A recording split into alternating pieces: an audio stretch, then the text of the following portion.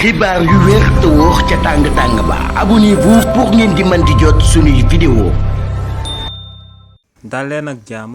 seen chaîne bi di Buzz 221HD kii di Birahim Seck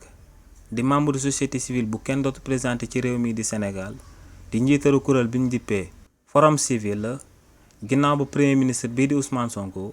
yëkkatee kàddu daal di wax que ne courant dafa seer lool ci réewu Sénégal te gouvernement bi jël na ay engagement pour daal di koy wàññi. kii di Birahim Seck yëkkati na ay kàddu daal di ko ciy tontu. kii di Birahim Seck ne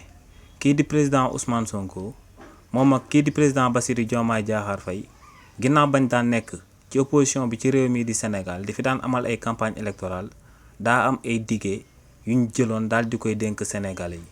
te ne bokk na ci dige yooyee moom mooy que ne bis buñ leen tabee ñu daal di nekk ci boppu réew mi dinañ daal di wàññi courant bi bu baax a baax te ne loolee ginnaaw tamit bañ leen tabee ba noppi seen ministre de l'énergie bii di Birame Souleye Diop dafa taxawoon daal di jël ay engagement daal di wax que ne état bu bees bi dina daal di wàññi courant bi dina ko daal di jëlee ci 177 kilowatt bi daal di ko yóbbu ci 60 francs nee nag loolee lépp gouvernement bi daal di amal comme jéego ci courant bi ne ay wax dong la nee nag dafa daal di jot gouvernement bu bees bi daal di xam que ne réforme structurelle yi yépp amal nañ ko ci réewu Sénégal donc lu des moom mooy que ne li nga xam ne moom lañ doon wax ñu daal di koy jëmmal